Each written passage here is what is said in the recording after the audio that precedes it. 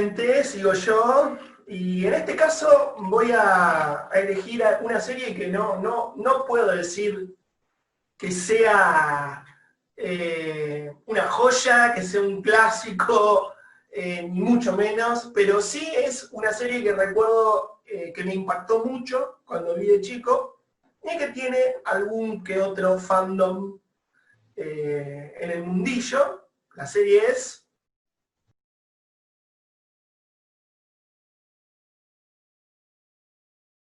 Captain Power and the Soldier of Future. Con ese nombre tan rimbombante, ¿qué es Captain Power and the Soldier of Future? Bueno, es una serie de ciencia ficción orientada a un público que podríamos decir, no infanto-juvenil, entre pubertad y adolescencia. No es una serie infantil, tampoco es una serie totalmente para adultos, es una serie como que intentaba poder vender muñecos, ¿no? Y a su vez ser atractiva para los fans de la ciencia ficción. ¿Por qué me atrae esta serie? ¿Por qué me atraía esta serie en su momento? Que ya les digo, tiene una sola temporada porque era muy costosa de hacer, es de fines de los 80, principios de los 90, tiene como dato de color que fue la primera serie de televisión que usó CGI. ¿Y qué tenía como particularidad? Bueno, básicamente era una historia de una rebelión de máquinas pensantes que hacían pelota el mundo. Era un mundo post-apocalíptico, había una guerra contra las máquinas, la humanidad perdía, y se concentraba una resistencia que creaba como unos trajes que eran parecidos a los trajes que usaban los Power Rangers. De chico a mí me impactaba mucho. Yo la serie es difícil de conseguir. Hasta hace poco no estaba publicada ni siquiera en DVD. Se conseguían, viste, algún ripeo del televisor en muy mala calidad. Después la publicaron, la editaron en DVD y en Blu-ray, y hoy se consigue más o menos fácilmente en los programas de descarga. Bueno, cuenta la historia justamente de un tipo que se llama Capitán Power. O sea, tenés que llamarte, que no me acuerdo cuánto Power es el apellido. O sea, ya estaba destinado el tipo a ser un héroe, ¿no? Que el padre Con ese apellido te tenés que hacer cargo y hacer algo tenés que importante. hacerte cargo de todo. El padre de este personaje crea estos trajes para poder enfrentarse a estas máquinas pensantes, este ejército de máquinas. El malo tiene algunas cosas que son bastante de serie para niños. Lo que pasa es que también tenía cosas bastante chocantes para los niños. Está como media máquina. El malo se llamaba Terror, o sea, no había. Pero tenía También. como cierta ambigüedad porque el malo era un humano que era cooptado por estas máquinas, y lo que quería hacer era como una optimización de los seres humanos y convertirlos en máquinas. Tenía como dos cosas que a mí me llamaban mucho la atención y me chocaban incluso un poco. Estaba bastante bien hecha para la época, toda la ambientación de ese mundo post-apocalíptico, post-nuclear. Los trajes eran bastante berretas, si vos lo ves ahora, eran unos trajes de Power Ranger. Pregunto, ¿vos en el momento que salía al aire la viste a esa serie? Sí, ¿Acá la la serie la dieron? vi, la pasaban en Cablín. Mirá lo que te Ay, digo. Sí, la vi, la recuerdo haber visto entera.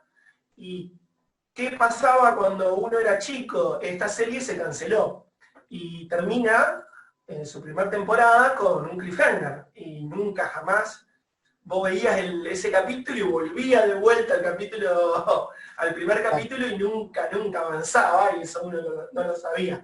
Con los años lo supe. Tiene un dato de color. Es una de las series donde también trabajó este tipo que ya lo nombré, que es Straczynski, Michael J.M. Straczynski. Y no envejeció bien. Yo la volví a ver hace poco cuando conseguí estos archivos de los Blu-ray. Antes había conseguido unas versiones ripiadas de la tele muy malas, y en YouTube había colgado 2 capítulos con el doblaje en español, en latino, digamos, español latino, que es como yo lo veía, a la serie. Y realmente no tengo muchos datos, porque además tampoco es una serie digamos, que valga demasiado la pena, que tengo mucho para hablar, como todas las que estuvimos hablando, pero es una serie que todavía la tengo muy en el corazón, digamos, y que me daba un poco, a mí siempre me gustaron todo lo que es las historias de rebeliones de máquinas, de mundos posapocalípticos. A mí me marcó mucho Terminator, creo que a casi todo el mundo, pero especialmente me daba mucho miedo las escenas del futuro de Terminator 1. Y esta película, esta serie roba un poco de ahí, de la estética post-apocalíptica, medio cyberpunk también. Y con el tiempo se fue haciendo como de culto, ¿no? Como todas estas cosas. Tiene ese dato de color. Tenía 2 personajes que eran de los malos, eran como unos robots, que estaban hechos con CGI, con los primeros CGI de la época. Tiene un videojuego que está bastante malo, pero que bueno, lo jugué porque me gusta la serie. Obviamente lo jugué hace poco, no se conseguía eso en la época.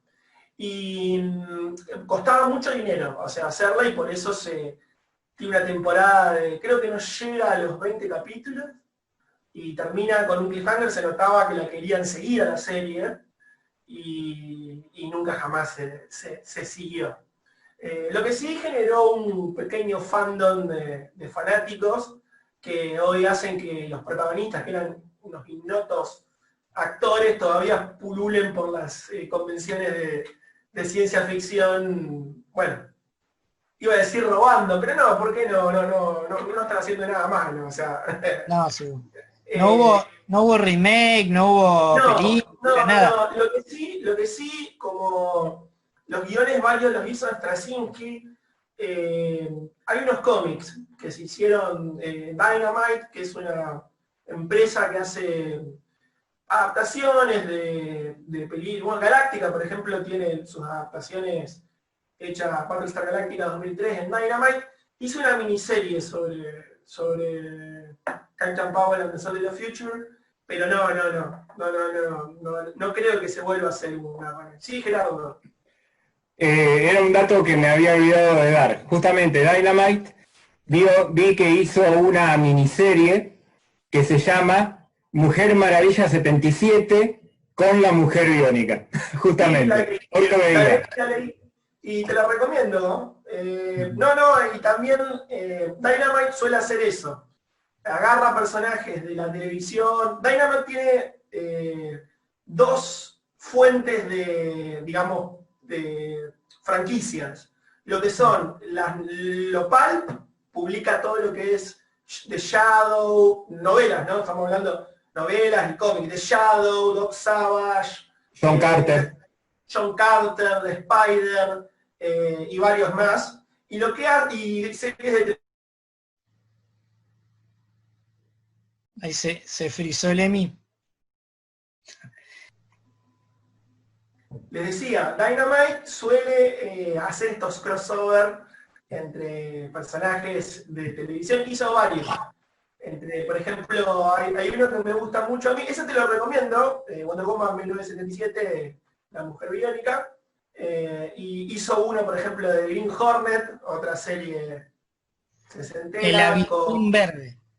El avispón verde con el zorro, ¿no? Oh, qué bueno. Sí, porque hay toda una mitología que generó un autor de ciencia ficción que después se tomó como canon, que el abuelo de Green Hornet era el llanero solitario. Entonces juegan con esa mitología de que, ¿no? Y Dynamite suele hacer mucho eso. Bueno, Dynamite hizo unos cómics de esta serie, Captain Power, y si bien los cómics de Dynamite no son, digamos, la gran cosa, pero tienen esa parte interesante de retomar franquicias y hacer cosas que por ahí en la tele nunca se van a hacer.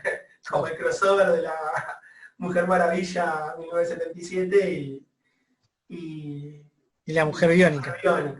Así que bueno, eso era, es pequeño, bueno. Lo mío pequeño, porque es una serie está pequeña. Bueno, no puedo aportar mucho porque la estoy conociendo ahora a partir de quería tirar una en el momento que vos la veías en Cablín, yo seguramente todavía no tenía cable, orientaba la antena para ver Mazinger, me subía, ponía la budinera, y vos... Estoy hablando año 94, 93. Tenías el cable. y yo tuve la suerte de tener cable, porque de chico tuve cable, y cuando no tenía cable en mi casa, mi abuela tenía cable. Está bien, yo no tenía que ir a ver algunos dibujitos a casa de amigos que como ya tenían cable y les chupaba un huevo, decían, no, vamos a jugar a otra cosa. Yo quiero que en casa no puedo, pelotudo. Bueno, eran cosas... ¿De chico no tuviste cable? Tuve recién a los, no sé, 11 años, ponele, entonces, de más chico había cosas que daban en el cable y yo no las podía ver, salvo que me invitaran a tomar la chocolatada a la casa de alguno. Bueno, hay que decir que muchas de estas series las vimos en canales de aire, ¿no? Especialmente Gerardo. No sé, Gerardo, vos tuviste cable como en los 25 más o menos, me imagino. No. El cable lo tuve y por ahí un poquito antes de los 20, pero estamos hablando de que acá el cable en la ciudad de Santa Fe donde estamos empezó en el año 84 aproximadamente. 84, pero no en todos los barrios. No, en el centro. Pero yo por mi barrio, que estaba alejado, unos 4 años después, 5 años después ya tenía. O sea que por ahí a los 20... cuando me mudé a Barra Candioti en el 87. Ahí y antes venía acá, a lo que era la casa de mi abuela, donde vivo ahora yo, a ver, me acuerdo el de Rosario pasaba serie. Había 2 canales de Rosario que pasaban series. De Rosario. Sí, no sé, acá pasaban series que no se veían en otros lados. Mirá, yo recuerdo que tenía cable cuando vivía en el Puente Negro y de ahí yo me mudé en el año 88, o sea que ya en el 87 ya tenía cable, 86, 87 seguro ya tenía cable. Che, ¿cómo está Lindita ya que estamos? ¿Qué cosa, no? Cuando uno empezó a consumir los canales que pasaban películas y después los de series. Eso era una locura era. Sí. Yo me acuerdo, Uniseries para mí, que es posterior. Bueno, cuando veía por ahí uno la revista del cable cuando llegaba, había que estudiar a ver qué iban a dar, qué día, qué hora, y marcar lo que uno tenía para ver, porque para no perderlo. Pero los canales de series sí, una locura. Haber guardado las revistas de cable video. Recuerdo tapas, por ejemplo, una de cuando estrenaron Conan, que tenía la revistita y no haber guardado, una de chico. Alguien en internet las debe tener y te la debe vender carísimas. Carísimas.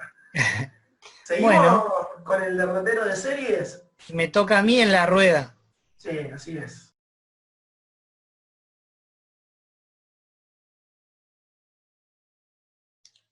Buffy la Cazavampiros.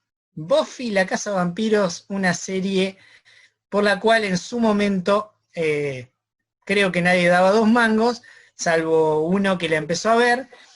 La empecé a ver a esa serie porque vi primero la película de Buffy la Cazavampiros, cuya protagonista era Christy Swanson, hermosa rubia, muy buena película, bastante oscura también, que la serie tenía un tono, al menos las primeras temporadas, más juvenil, siempre había, si bien había violencia, había enfrentamiento con fuerzas de la oscuridad, y qué sé yo, siempre tenía un tono un poco más adolescente, más light, que lo que fueron las últimas 2 temporadas de la propia serie, y de esta película que mencionó, Buffy la Cazavampiros, creada por Joss Whedon. Joss Whedon, hoy muy conocido, en ese momento creo que fue su primer laburo, si no fue su primer laburo, fue al menos uno de los primeros y el más exitoso. Joss La Whedon, película fue su primer laburo. claro. O sea, Bueno, en realidad creo que tiene una película que no está acreditado él. acreditada, sí. La película tiene, además de Christy Swanson, trabajan grosos, trabaja, bueno, Luke Perry Luke está, Perry, pobre, eh, fallecido hace poco. sí, Donald, ¿cómo es? No me sale el nombre ahora, Sí, sí. el que era el mentor de ella, bueno, no quiero contar, pero Ahora en una Sutherland. Donald Sutherland, que tiene también un papel importante y termina mal. Pasan cosas bastante creepy. Y bueno, obviamente por el nombre Buffy de Vampire Slayer, uno ya sabe del vamos de qué va la serie, pero la serie, la virtud que tiene es que no va nunca para el lado que uno espera. Y esa es la gran virtud de Whedon, sabe trabajar muy bien los personajes, creo que sabe lo que uno espera de cada personaje y se lo da vuelta constantemente. Siempre está haciendo cosas inesperadas. Sobre todo cuando la serie va evolucionando. En la primera temporada vemos a Buffy Summers, una adolescente aparentemente promedio de... Aclaremos que continúa la película, ¿eh? No es Claro. una... Bueno, continúa lo que pasa en la película, exactamente. Buffy es una habitante de Sunnydale, que es un pueblo donde, fíjese qué cosa, está la boca del infierno en ese pueblo, por la cual ingresan a nuestra realidad montones de criaturas como vampiros, demonios, brujas, etc. Lo que Y se te ocurre. Buffy, la cazavampiro, Buffy de Vampire Slayer, es la elegida. Siempre hay una elegida, cuando muere esa elegida, otra tomará su lugar. Buffy es nuestra protagonista, es la elegida, y ella obviamente no eligió serlo. Se tiene que hacer cargo de lo que le toca. Es una adolescente con sus propios líos y a la vez se encuentra con esto. Debe estar a disposición cuando aparece una amenaza. La serie tiene la estructura autoconclusiva que hablábamos antes, pero tiene una continuidad, tiene un plot general de cada temporada. La serie tuvo 7 temporadas, en cada temporada aparece un villano de la temporada, básicamente. En la primera es el maestro, un Sí, vampiro. que es el menos interesante. Es el menos interesante. Es el vampiro, un vampiro feo. Bueno, en realidad los vampiros tienen una estética así muy de maquillaje de los 90 al estilo Nosferatu, exacto. Sí, Al menos no brillaban como purpurina en el cuerpo. eso pasa. Sí, esas son las cosas que pasan años después. Le vendría bien Buffy para dar muerte a ese tipo de vampiros antes de que pasen las cosas que pasaron. Bueno, pero eso es otra historia, un crossover que podríamos hacer en algún momento. Buffy en otro mundo. Bueno, la cuestión es que Buffy, como decía, es una adolescente que asiste a la escuela secundaria de Sunnydale y tiene su grupo de amigos. Xander, un muchacho que vendría a ser el Shaggy del grupo, vendría a ser una especie de muchacho buenazo sin muchas luces, que parece un poco también atraído por Buffy, es como el amigo de Buffy, pero uno sabe que no creo, desde el vamos uno cree que no va a tener mucha suerte con Buffy. Está Willow, que en ese momento es una de las amigas del grupo, algo nerd, no son muy populares, y tienen una antagonista en esos líos de secundaria, que es Cordelia Chase, que es una porrista, es la más popular de la secundaria, y es como la superflua, y de alguna forma le hace bullying a todo el grupo de Buffy. Carisma Carpenter. Carisma Carpenter. Pero como digo...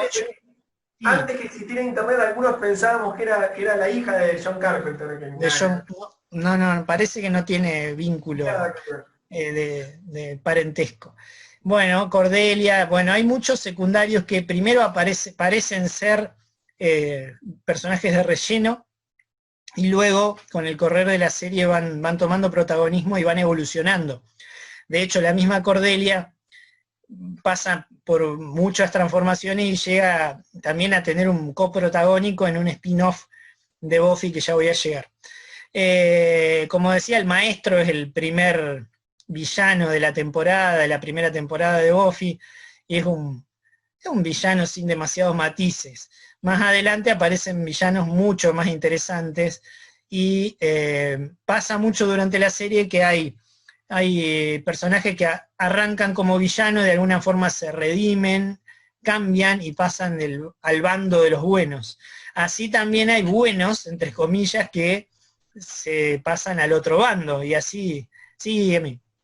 Yo creo que uno de los mejores personajes que incluso se pensó en hacer una serie, que tiene ese camino, ese derrotero, es Spike. Que Exacto. Era un vampiro que al principio era uno de los malos, digamos, muy malo. Recuerdo se va haciendo cada vez más. Aparecen él y Drusilla, Spike y Drew, claro, que son una pareja de vampiros. Lo que a mí me encanta de Spike es que está basado en la estética de Billy Idol. Claro. Un homenaje a Billy Idol. Uh-huh. Bueno, eso, sí. No sé si te acordás que los vampiros en realidad están poseídos por un demonio. Claro. Y pierden totalmente su humanidad. Uh-huh. Y son monstruos. Claro que sí. Chotos.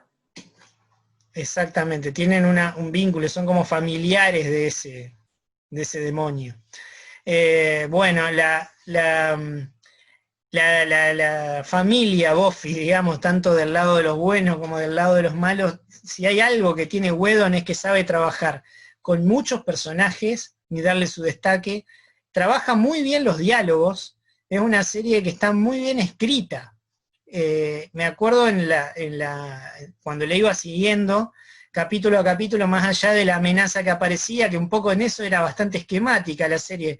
Aparecía en el inicio, se presentaba la amenaza del capítulo, y bueno, uno sabía que Buffy iba a tener que lidiar contra eso y lo iba a resolver en el contexto del mismo capítulo.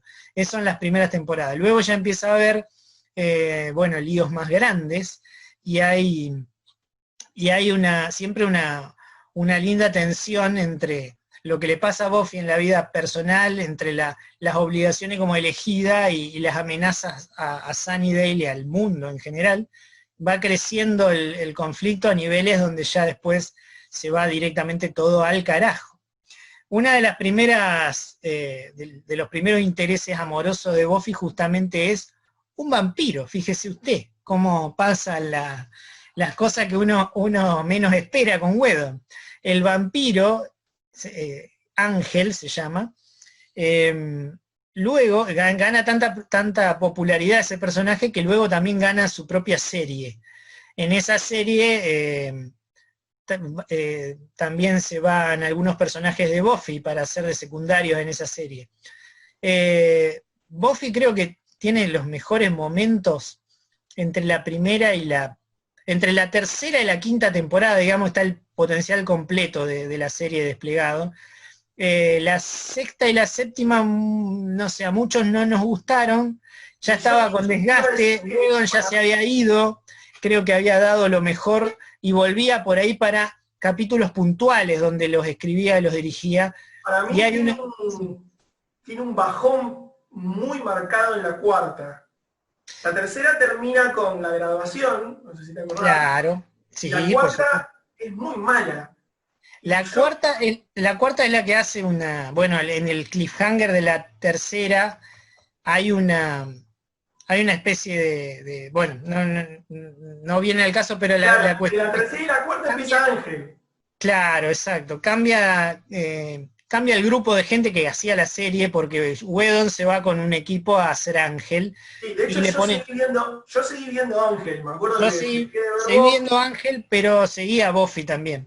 Y recuerdo que Buffy tenía que hacer medio un poco de fuerza para verla, y Ángel me parece que tenía lo mejor de Whedon ahí.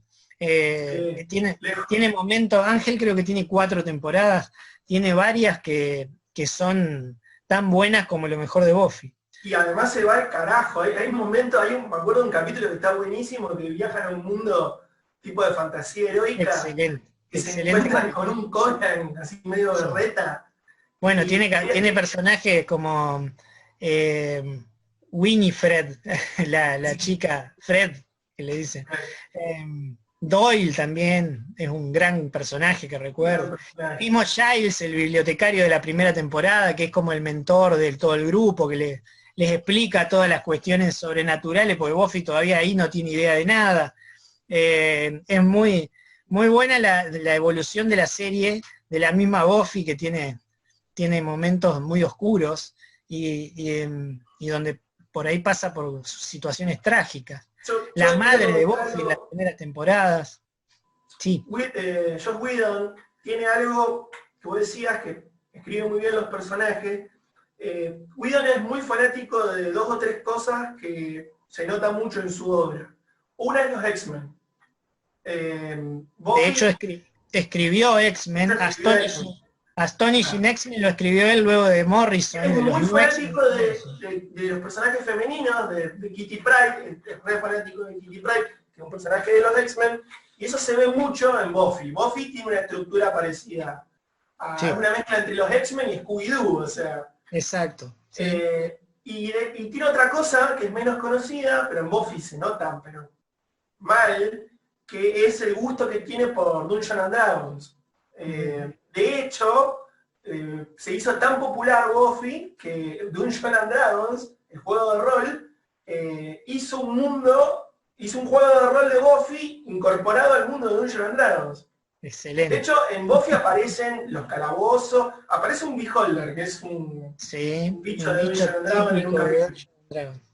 Bueno, Eh, me acuerdo perfecto un capítulo de los más icónicos también en la estructura esta de capítulos autoconclusivos o capítulos que suman a la trama general. Este era un autoconclusivo. Es un capítulo que se llama Hash, que aparecían unos seres que dejaban con un hechizo dejaban sin voz a todo Sunnydale. Y es un capítulo donde es prácticamente mudo ese capítulo.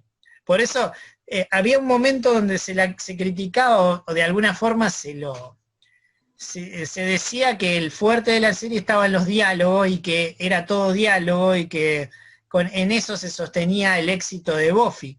Y ahí Whedon hace Hash, un capítulo sin diálogos, un capítulo mudo. Después está el Aterrador, capítulo. aterrador era esos seres que estaban como elevados del suelo, unos pelados con Sí, trajes horrible. tremendo, como te robaban la voz. Y hay un capítulo de los más lindos para ver. Sí, Si uno nunca vio Buffy, miren ese capítulo porque hay un no. autoconclusivo que es muy bueno también, que es el que Buffy está en un loquero. Que, Exacto, también. que termina Es medio creepy, mal ese. creepy, claro, o Y sea. hay otro en Halloween que todos con un hechizo terminan convertidos en los personajes de los cuales están Sí, disfrazados. está buenísimo, sí, que Sander es un milico, es un general, una cosa así. Y el año siguiente, en el Halloween del año siguiente, después de lo que le había pasado, se pone un traje espectacular, así por las dudas. No me acuerdo de qué se había disfrazado. Bueno, es Sí, una serie muy divertida que tiene momentos también dramáticos, muy interesante para ver evolución de personajes, cambios y cosas inesperadas. Una serie que a mí particularmente me hizo en su momento, primero que la seguía siempre a la serie y luego Ángel. De hecho, un personaje que escribo, que es una bruja, tiene mucho de Buffy.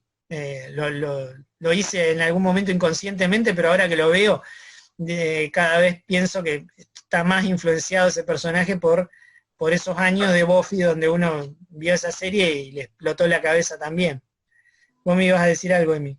no, que yo me acuerdo que la volví a ver, o sea, hay 2 temporadas que no las vi, y volví para el final no está mal, o sea, creo que tampoco es Cierra cosa, bien. Ujú. pero como Whedon está muy metido en el mundo del cómic, hay 2 temporadas más que no Claro. son 2 series de cómics, Bueno, que hay son una, la octava y la novena, las eh, continuó, y Ángel también la y continuó en Ángel cómic. también, y yo las leí y las recomiendo mucho, están muy buenas. Sí. Y también él hizo una serie que se llama Fry, que es Ah, una Buffy del futuro, una cazadora en el futuro, en un futuro sí, cierto.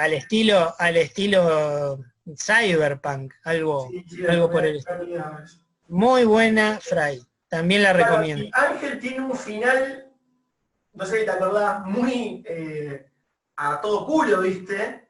Sí, Porque ya se veían que la cancelaban y lo que continúa en los cómics está buenísimo, porque mm, no lo podían hacer en tele. O sea, lo que te propone ese final, claro. en la tele no tenía la... Hoy capaz que sí, hoy capaz que en Hoy una capaz que serie de podrían hacer. HBO, claro, una Por serie ahí de HBO. cada tanto se rumorea con una remake, un reboot o algo de Buffy. Sarah Michelle Gellar obviamente no va a ser de Buffy No, ya está grande. por supuesto, pero sin Sarah Michelle Gellar, esa serie me parece, ella debería ser un personaje importante, una continuación, no sé si No, una remake. había una, o sea, estaba en producción una remake, había algo medio polémico que querían hacerla afroamericana a Buffy, y no, Bueno, al final, Fry no es una, bueno, no cuento, pero también tenía características muy diferentes a la rubiecita americana típica que hace Buffy sí, sí, en la serie madre. de cheerleader, boba. Claro, exacto. Bueno, ¿algo Eh, más para decir? no, particularmente una serie que recomiendo para cualquier público esa, más allá, creo que le gusta al público adolescente, pero al público que busca una serie interesante de ver, salvo que no se banque cuestiones fantásticas, creo que es para cualquier público, porque tanto un público adolescente como más adulto la va a disfrutar seguro. Antes de Eh, terminar, quiero porque nuestro crítico más, No, le iba a dar el pase justamente para que diga qué le parece la serie, si la vio Buffy, Ángel. nuestro eh, crítico más, más fino es el señor claro, Mosqueda, así seguro, que quería opinar a ver qué opina. absolutamente. Claro. ¿Cómo vivió la fiebre Buffy en su momento? Solo debo decir una cosa. Nunca vi esa serie. Nunca, Nunca. nunca. Bueno, Qué listo. amargo, No, qué amargo. llamame para la próxima, Emi, no. Claro, claro, sí, sí, sí. Taxi. ¿Nunca viste un Claro. capítulo, nada? ¿No te Bueno, llamó no. la atención? Una persona seriéfila como es él no puede no verla, así que la verdad lo envidio sanamente porque tiene pendiente una de las series, me parece, más disfrutables que puede No, llegar no, a tener. más allá está considerada una de las mejores series de los 90, o sea, Una pregunta. ¿En qué año empezó a emitirse? 97. Y bueno, yo dije que empecé a ver series más o menos por esa No, época. No claro, era de las series que yo veía. no era tu target Cuando, tampoco. No, no. cuando se produjo esa charla donde él dijo Ali McBeal es la mejor serie del momento, yo entré a la charla y dije, perdón, ¿viste Buffy? Le dije, no la vi. Así me contestó. Y todavía, y eso hace No ya, la vio todavía. y hace 22 años de eso, de esa charla, todavía se mantiene firme un tipo coherente. No, bueno, más allá de lo que nos gusta a Jorge y a mí, con No, Gerardo, no, yo totalmente se la recomiendo a una persona como Gerardo, porque claro, para mí le va a pero está gustar. considerada una de las mejores series de los 90, no es que es una serie más.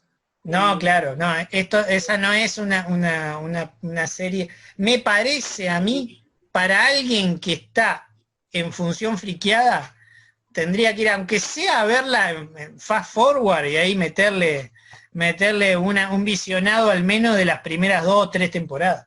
sí, sí. De tarea.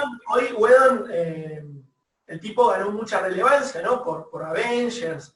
pero Whedon fue un tipo que le intentó mucho, o sea, y de hecho con Buffy la pegó y después tuvo varios fracasos entre medio, que uno a mí particularmente me gustaba. ¿Cómo se llamaba la serie que hizo después de Buffy, la de ciencia ficción? Con Elisa Dushku, una de las... No, esa es Dollhouse, no, Dollhouse. anterior, la de Space Opera. Se me fue. No, pero esa no fue un fracaso, es una serie la iba a mencionar también, una de las series de culto más importantes de la serie. Tuvo que terminar en una película. Claro, bueno, no tuvo un éxito en el momento que salió al aire. Firefly. Luego se hizo Serenity, la serie, por el éxito rotundo que tuvo la serie cuando salió en DVD. La película, perdón, la serie Firefly tuvo mucho éxito en DVD, cuando salió en DVD. Ahí se la redescubrió. Y entonces, ante ese furor y la imposibilidad de continuarla como serie, produce la película Serenity, que ahí eso cierra. Es anterior al éxito que tuvo con Avengers. Él después se fue para el lado del cine, que es lo que siempre quiso hacer. En Avengers hace un gran aporte, porque maneja... empieza como a cambiarle un poco el enfoque al trabajar con tantos personajes, como bien decías que él maneja a Buffy como si fueran los X-Men. Ahí en Avengers se mueve como pez en el agua y genera también ese cambio del registro un poquito más humorístico, que era el registro que él hace también. Bueno, es el tipo que tenía que poner en Avengers, porque era el tipo que conocía los cómics, que conocía la onda de Marvel, y es el que empieza el MCU, o sea, el Marvel Universe, ¿cómo es? Marvel Universe, bueno, el universo compartido de Marvel empieza con Avengers, existía de antes, pero él le pone el tono, digamos. Claro. Para terminar, él sienta las bases ahí para lo que después no me quiero olvidar de una cosa, es uno de sus trabajos más queridos, Buffy, dicho por él mismo. Sí. Sí, Ahora están con unas polémicas, pobre Joe Whedon, lo acusaron de acoso laboral. No sé si leyeron. Claro. Algo leí ahora, pero... Sí, parece que es un poco violento en su ambiente de trabajo. Mire usted, bueno, si hizo macana, que se haga cargo. No, yo no sé todavía, lo han acusado. Claro. Vamos cortando y... Bueno, yo no quiero ser aguafiesta, pero cortamos y mientras nos preparamos para el último tramo del programa, voy pensando si veo Buffy o no. Nos vemos. Bueno, cómo no.